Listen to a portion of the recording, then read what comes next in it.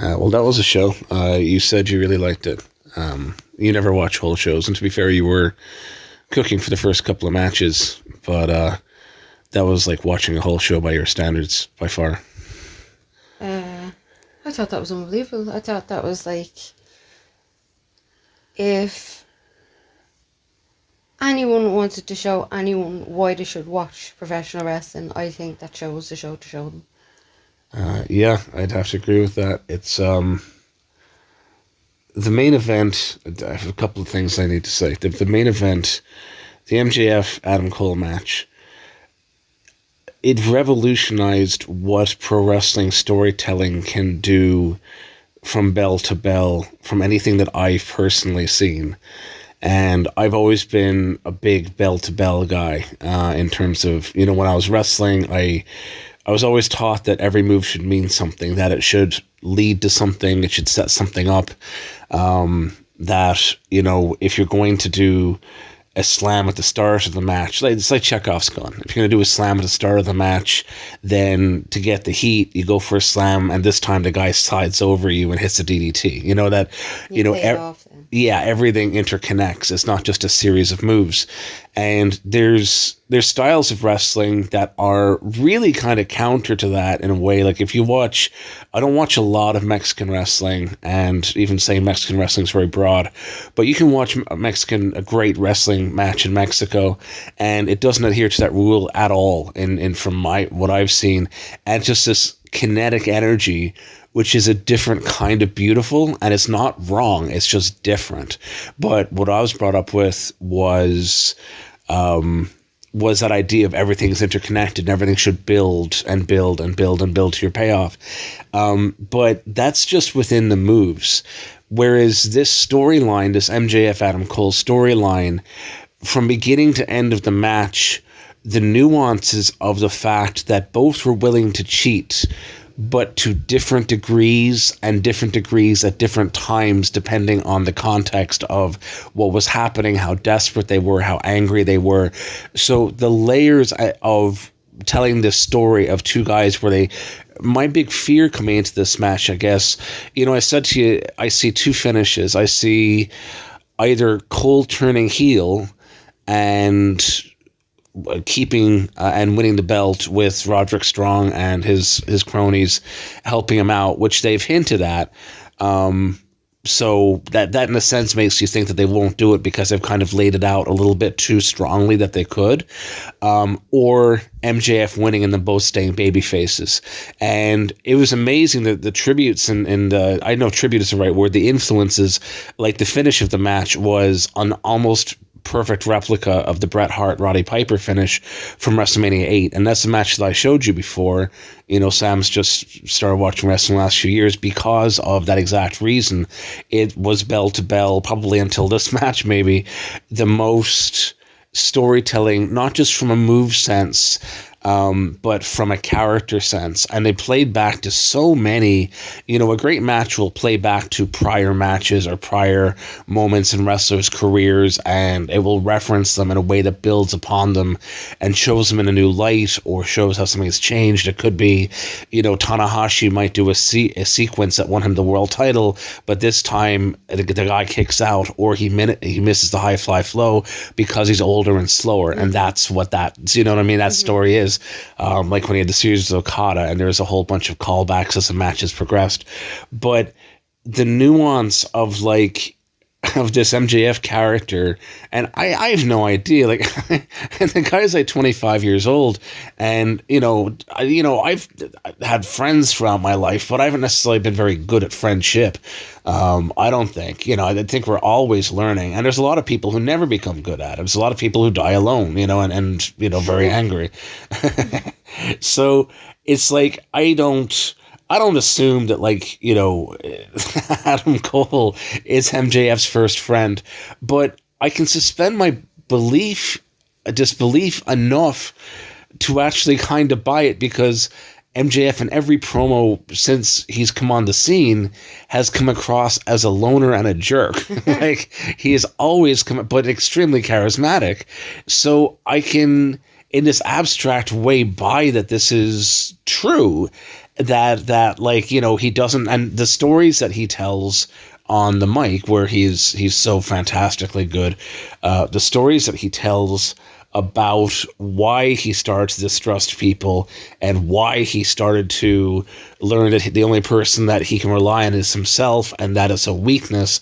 And the last 2 and 3 months of him and Cole doing what I'm sure was meant to be kind of a playful build up to their match. And I think everybody's understanding, and I think this is probably accurate, just reading the tea leaves from, you know, journalists like Dave Meltzer, John Pollock.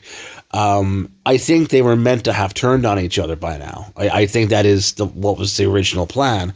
But I think that, as best I can tell, they had enough sense to see it and go, look, MJF is genuinely coming across as this vulnerable, slimy, but actually really in his heart kind of loves you, but will, like your big brother who gives you a noogie but still loves you, that kind of way.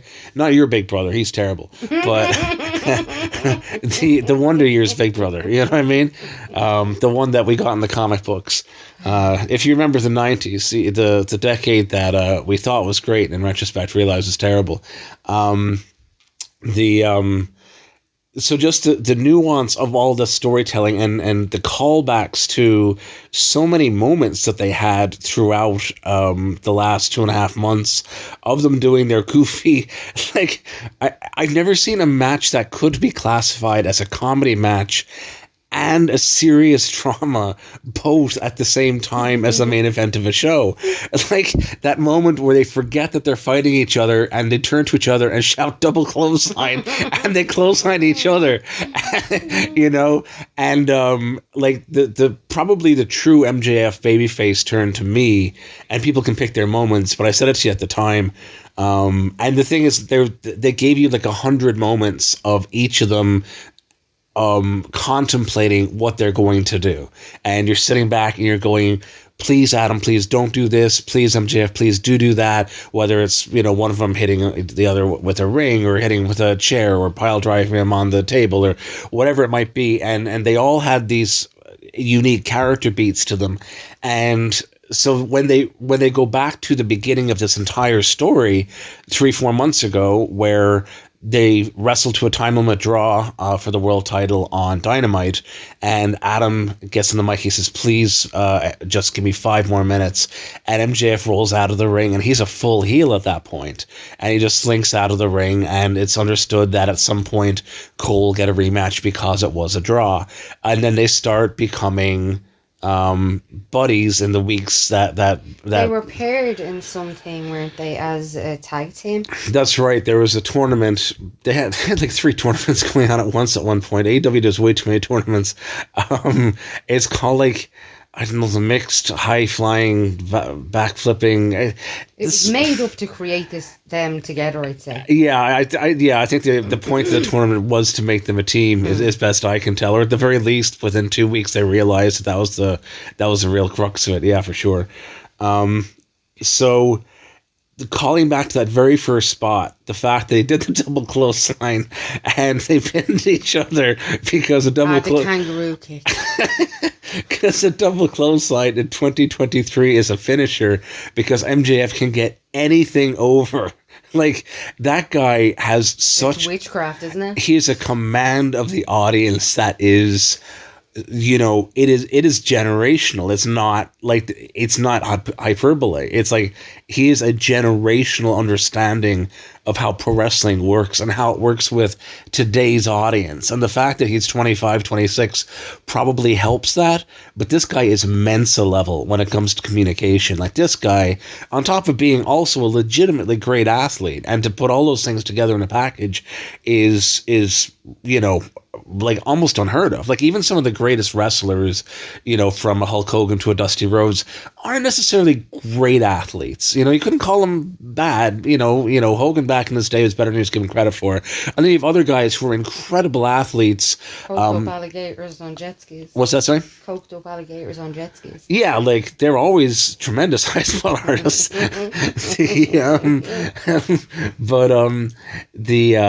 Like, you can get some really, like Darby Allin is a great example. He's one of the alright. I love Darby. I adore Darby. But his physical movement is the biggest part of his selling point. He's extremely likable, but you don't necessarily want to come to a show to watch him talk for 15 minutes like you would with MJF. So it's like everybody has their own niche, and MJF has like everything. You know, he ticks all the boxes. So the fact they do the double clothesline spot, it's a double pin, and Cole's like, no, not this again. And like through the whole match, Cole is kind of playing the heelier, one of the two, to a degree. And to set up the big, him doing the right thing at the end and allowing MJF to get the Bret Hart Roddy Piper pin, only with a small package instead of a roll up out of a sleeper hold. But I digress. To have Cole go, no, not again, not again. Max, give me 5 more minutes. And you knew he was going to do this because you know that AEW is not going to book a draw in the main event of their biggest wrestling show ever. In London, like, they're pure stabby over there. Unlike us filthy Corkonians. It was such a great setup for the spot, and the crowd was already chanting bullshit, even though, like, they must have been playing along because an AEW audience is going to know this is not going to be the finish. You know what I mean? Like, AEW... I don't know, some of their faces look pretty pissed. AEW is a very savvy audience. Like, they can really read the booking very, very well. But when Max goes, no, and they says, however he phrases it, no, we're going to take as much time as is needed till one of us wins because this is Wembley fucking Stadium. Yeah. And just throws down the mic. It was like, to me, that was the moment where it was like, and then I think they shouldn't have turned back weeks ago now. And as I said to you, like, you were saying, like, well, MJF, he's always kind of the dickhead who is making out to be a nice guy, but because the last few months have maintained him, he hasn't been like this false baby face.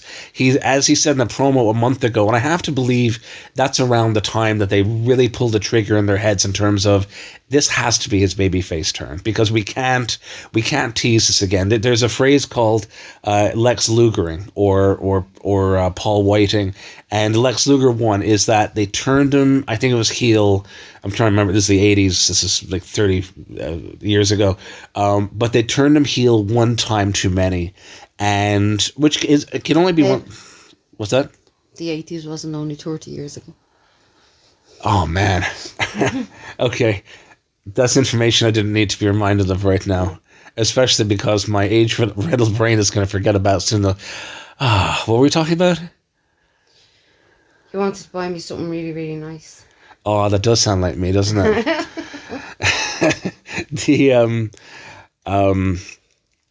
I think they must have pulled the trigger about a month ago for sure, because MJF cut this promo where he says, I'm still a scumbag, but I have a friend now and it's changed me. And I'm always going to be a scumbag, but now I'm going to be your scumbag because I'm ready to trust.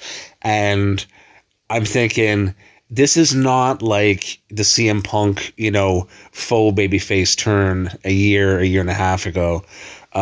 This is too nuanced. Like, if they have him go back on this, it's just going to destroy people's faith in the character. Before, it was almost cheeky, and there's like moments where I thought they might lose it, and they didn't. They didn't. But this was like, they had to go with it if it was going to work properly, and they did. And I just thought that finishing, like, pro wrestling has changed. That's what I said to Sam when the show ended. It's like the show ended with the two of them hugging, and fireworks going off. And I understand that it's essentially the same finish as the talking about, like, there's so many references to Wembley Stadium WWF in 1992 and also that WrestleMania Well, they 8 had Piper. 4 million in attendance, was it? Yeah, yeah, and that was only in the cookie stand. And cured AIDS, cancer. WWF aid, yeah. It's a good show. Freddie Mercury thought so anyway. The end of that show was Brett and the Bulldog, the British Bulldog, and they finished the show hugging. But the kind of the big difference is that was that Brett was going to stay babyface. Bulldog was the new champ, was going to stay babyface. It's in England, and their brother and brother-in-law, and they were kind of reluctant to do the match booking wise, in the sense that having Bulldog headline the show was the right move from a promotion standpoint, but Brett was the right opponent for him because of the championship and all that. But they didn't like doing babyface matches back 30 years ago at all. Like, these days, they're far more open-minded to it. So it's like Cole and MJF, they didn't have to do that match at this show. They didn't have to do that. They have no relationship other than being buddies. That's their relationship. So to tell such a nuanced story and to do all the teases that Roderick Strong and the Kingdom were going to get involved, and this is also a SummerSlam 92 reference in the sense that on that show they did Randy Savage versus the Ultimate Warrior, and the storyline going into that match was Mr. Perfect is going to help one of them win. Which one of them sold out? And the two of them were like, what's that Simpsons bit where the Simpsons bit where the two guys are really suspicious of each other? Am I thinking of Homer and Mr. Burns in the lodge, where they keep turning around and kind of like eyeing each other? And even when they're snowed in the avalanche. Yeah, even at the end of the episode, they do the, they like that thing. And so it's like they're both paranoid, but in the end, they both refuse the help of Mr. Perfect, and and everybody wins, and everybody gets pie. So like so much of the booking kind of played off those things from 92, but they did it in a way that made total sense for their contemporary product. None of it felt like it was a rehash. It all felt like it was an appropriate kind of retelling, reuse of ideas that are timeless ideas. It didn't start in 1992 either, but they clearly took a lot of inspiration from ideas that were used in 1992. But any other thoughts? I think it's deadly that the Acclaimed can now say their musical act performed in Wembley. I think the same for Jericho's band. Not specifically Jericho, but that band. Fozzy. Like, it's I imagine it's some of their full-time gigs. But I think shit like that's cool. I think that stuff is excellent. I think that was just a real feel-good show. Everything you could possibly want, and it's live. Do you know, like, I think it was when Curry was either maybe 40 or 50 years, whatever it was, running, they did a live... Coronation Street, the British soap opera. Yeah. They did a live show and broadcast it. And when I think of that and looking at pro wrestling, the shows they put on, and they do it so, like, they tell stories. Grant, they're not as nuanced in a lot of ways as certain things in other soap operas will be, but, like, they do it live. It involves an awful lot of fight scenes, but they're actively trying not to hurt each other. They just want to make it look like they're hurting each other. And that has to be harder in a lot of ways than just going in and trying to hurt someone. Making it look like you are. And I think that was unbelievable. That was a great example of that. And to think that to put on a show that big, I was saying, like, in England where they did the live broadcast of Coronation Street. Now, to be fair, there's a lot of script in that, you know what I mean? So it's a different thing in some ways. But still, the pace and I'm just blown away. I really am. The I knew at AEW when they do a pay-per-view show, I rarely sit down. I love wrestling. I love wrestling since I was a kid, but I'm only so interested in body slams and suplexes and even Siam moonsaults.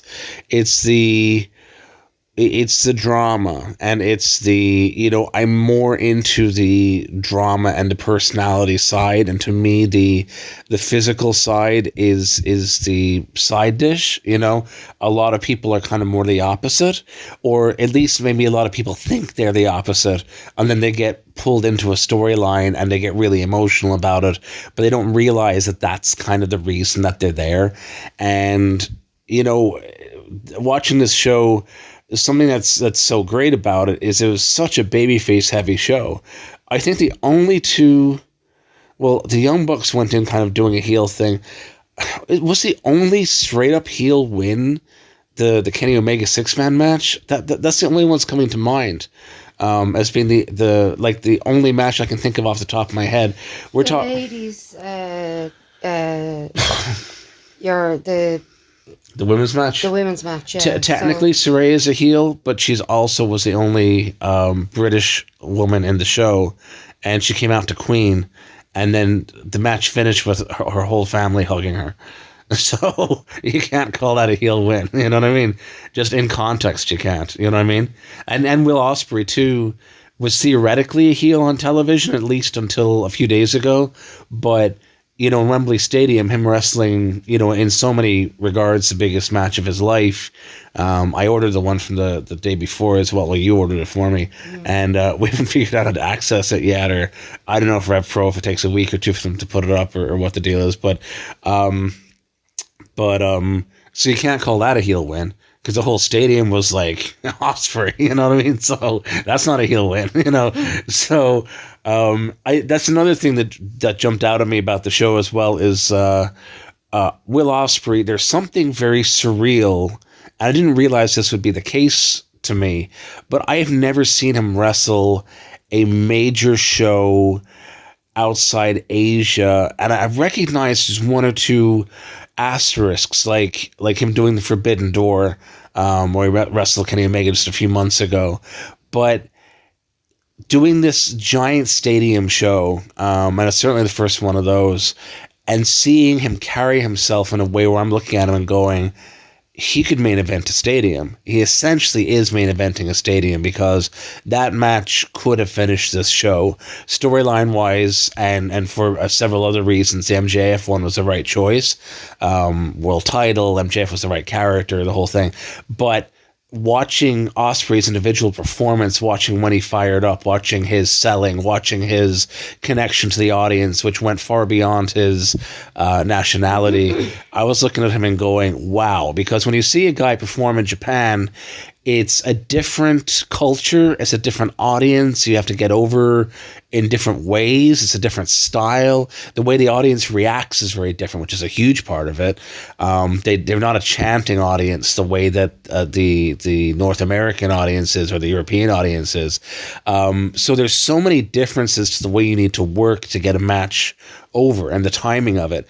And the fact that Ospreay was able to do a match that completely succeeded in every way, and in a character way, really, it blew me away more than I anticipated it doing so. It really kind of made me go, oh my God, this guy is, I already knew he was one of the best of our generation, but now he's internationally one of the best of our generation, which just feels different. I feel like it was his coming out party, and MJF's coming out party. I feel like at this stage, they did the tag earlier on as well. Like, that was their second match. Yeah, that was interesting. I was curious what they would do. Like I figured they wouldn't do a major angle in the tag match, because, like, if they did a major angle in the tag match, there wasn't any time for it to sink in. Like, if one of them turned heel on the other or something like that, there just wasn't time to. There isn't then time to do a go home promo, or to sleep on it and wake up the next day and say, I want to see that Adam Cole get his head kicked in. You know what I mean? So it's just, it would have felt so rushed. So I figured it was going to be very simple. And in a way, I kind of wonder, they had the match a few weeks ago where they had MJF and Cole go challenge the tournament you mentioned. They won that, and they challenged for the AEW tag belts. And a lot of people, like Brian Alvarez, thought, my old friend Brian, thought that they should have won that match. And I can't disagree with that. You know, like, I'd have to think through a million different factors, but I can't disagree with that because they were so hot. And I can't help but feel that adding this to the pre-show was just to get a set of tag belts on them, just, you know, so that when the show ended, Cole still had a belt and they still had a team and they still had a connection. I think they just kind of wanted to just shoehorn that in there because it was, if you know what it's like, it was the simplest match you could possibly imagine those guys having. I mean, obviously Open have an incredible reputation. I haven't seen them wrestle much yet. But they've got a huge rep going right now, and MJF and Cole, obviously. And the match was like really short and really relatively simple. And it was like, this is the main event of our biggest show ever. Let's not tear a quad, you know? Bumps that your man took when he bent over. The later member of Aussie Open. Yeah, his movement was very cool. Somebody was just saying this just the other day on one of the podcasts. Who the heck was it? I listen to Post Wrestling, and I listen to Observer. I used to do some articles there, and you know, Brian's an old friend of mine, and it's all great stuff.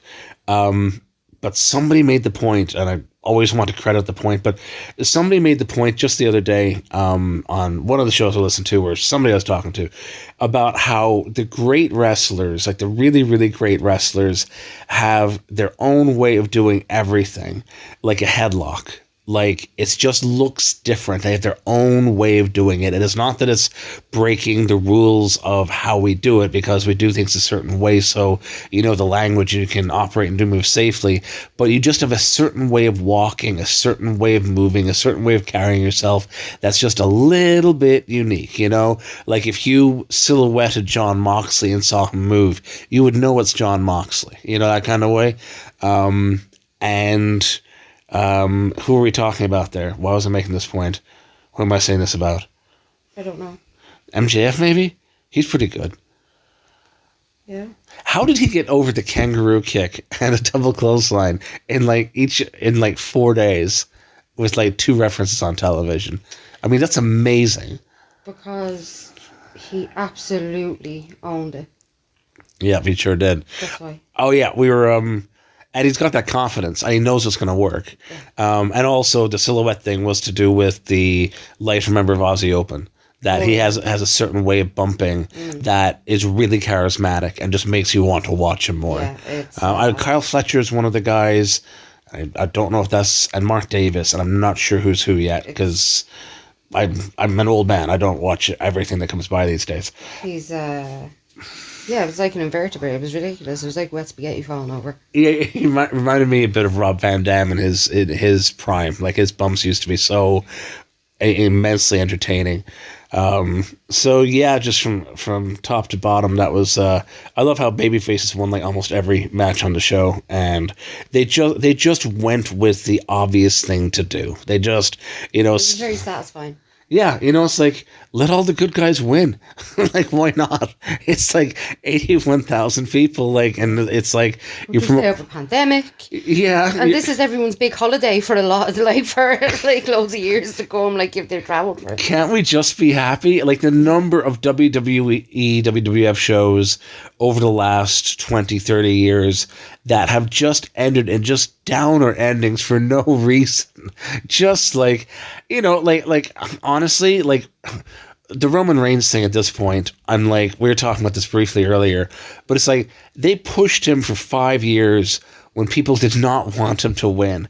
He was the de facto heel because the audience hated him. But Vince McMahon refused to acknowledge them, ironically. And so, like, the de facto heel won, like, the main event of WrestleMania, like, 5 years in a row. And, then there was that 1 year, WrestleMania 34, where Brock beat Roman, I think just for a double irony, because Brock was booked as a heel that year, as usual. And that was like, why are we even doing this match again? I don't even understand at this point. And I feel like Roman, after pushing for this hard for like 5 years, is it longer than 5 years? It's a lot longer, actually, because his first WrestleMania main event was in 2015. It's 2023. So he's been pushed this hard for 8 freaking years. And it's like, after pushing him this hard for like 6.5 years, Sami Zayn happened. And all of a sudden, it was like the narrative almost became, see, we told you so. Like, and we were saying this to ourselves, like, you know what? They were right about that Roman. I tell you, they were right about that Roman. Like, they were right about him. Like, gosh darn, maybe they were doing it for 5 years too early, but they were right about him. And now I feel like after the Jey Uso main event at SummerSlam, I'm like, this storyline, I think, peaked with Sami Zayn. Like, do you remember the night? Well, I know you do, when we stayed up and we're in Ireland, so it's like 2, 3 in the morning, to watch him wrestle Roman in Montreal after coming out the night before to the 7-minute ovation, and he just screamed in French into the mic and then screamed, Roman, you're going down. And the roof might as well have caved in, and, Canada could have shot to the moon at that point. And it's like, I had to watch the next night, because it's like, if you're ever calling an audible, just do a Mick Foley, put the belt on him for a night, put it on him for 8 days. What's that? Calling an audible? Calling an audible meaning change your plans because it's become obvious there's a better plan right in front of you. Oh, grand. Yeah, logic. Otherwise known as logic, yeah. If you want to get technical about it. And it's like, I stayed up because I just had to believe the raw energy of the town of Montreal had to make them think maybe, like any sport, like any movie, like anything, that maybe the plan should be changed. Yeah, but they're only Canadians. I'm not sure what the exchange rate is between Canadian fans and American fans, but obviously it wasn't high enough. But so, like, you could say the plan worked out in the end. Like, they won the tag titles of WrestleMania, and the crowd was really happy. Nice and little Becky. And the crowd was really happy and all that. And then Cody lost to Roman the second night, and it was like, you're shitting me. And did he not say he was doing it for his baby or something? Yeah, his child, or an orphan, or like an orphanage, or... He knew he was in hospital because he broke his legs himself. Yeah, and the country was sinking at the time, so he only had so much time, and all the snorkels were in the WWE backstage area, and he'd only get access to them if he beat Roman. Of car park boxes while he was in a golf cart. Well, that's usually how we do it at WrestleMania. But it's like, I feel like... Stadium Stampede. Fucking John Moxley getting skewered in the head. That was hilarious. Wonderful. Grim. It was like something out of a horror film. A B-horror movie, you said. Yeah. And I could see that. Yeah, that was wonderful. It was a really shit Hellraiser, and I loved it. Yeah, there's some crazy stuff on this show. But, I think the Roman... I feel like the Roman Reigns experiment is like watching a man eat his own face. And I think I said this until like 2 years ago, and then it started to work as a heel, and I was like, okay, cool. If it's working, it's working. That's fine. And then Sami Zayn comes along, and it's like, oh, this is super working. Like, this is awesome. This is great. And he did the angle at like War Games and the angle at Royal Rumble, and it's like, oh my god, like, this is red hot. This is white hot. This is just incredible. And it's like, the audience came up and said, okay, now's the time. Pull the trigger. And it's like, no. It's like, why? And whereas this show was the opposite. It was like they paid for Saraya to come out to Queen to win the women's title, even though, she hasn't been on TV much and she hasn't been the hottest character. But they're like, we're in Wembley, damn it. This is her home country. Her whole family's here. And we're just going to put the belt on her because, you know what I mean? And it's like, I felt that kind of logic to the booking up and down the show. It's like, let's find the most satisfying variation of the finish of this possible. Let's not apologize for it. And let's have everybody jumping up and down and hugging afterwards. And it's like, why does it have to be hard? It's like WWE, like, punished us for 20 years for wanting to like heroes winning. You know what I mean? It's like, and watching this show makes me go like, oh, that's right, wrestling's supposed to be fun, isn't it? Yeah, now Punk, in all fairness, was on this one, so it wasn't all fucking sunshine and lollipops. Well, he was in the opener. What a gee bag. Not a fan? No. I can understand. Yeah, from everything that's been said publicly. I wasn't there. I was not there. So, you know, all You're the... going to say after publicly. You don't know what was said privately. No, I'm saying that, like, all I can comment on is the public accounts that have slipped out, and so many of them are third hand, like through reporters, and you know, it's just gonna start sounding like all conspiratorial now, which is not. Just like, everybody has an opinion, everybody has a point of view. Yeah, but I'm right. We're all susceptible to sort of focusing more on one person's perspective than another, if they're our friend or if we have an interest. That is just human nature. That's just how the human mind works. It's not nefarious. It's just being human. But I can say this.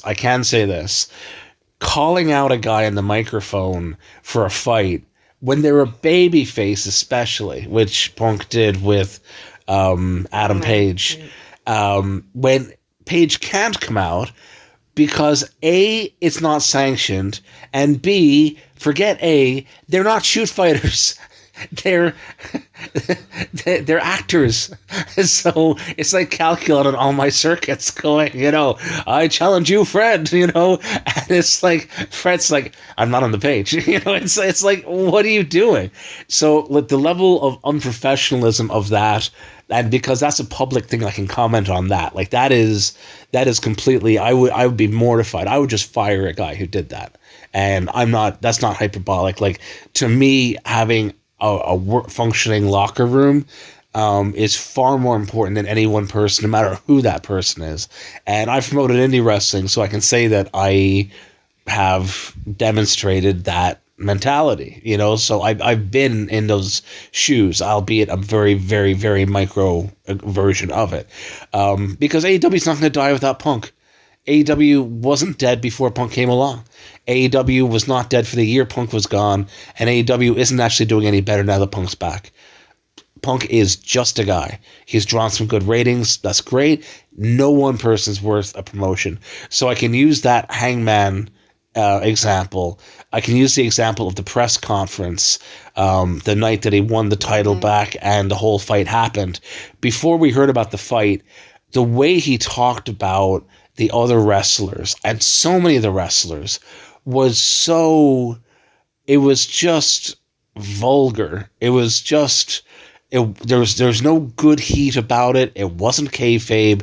You're looking at a guy having a tantrum. You're looking at a 42-year-old guy having a tantrum and just making the company look so bad, and like burying literal executives in the company to the media, with the president of the company sitting next to him looking like he didn't know what to do, which he couldn't have known what to do.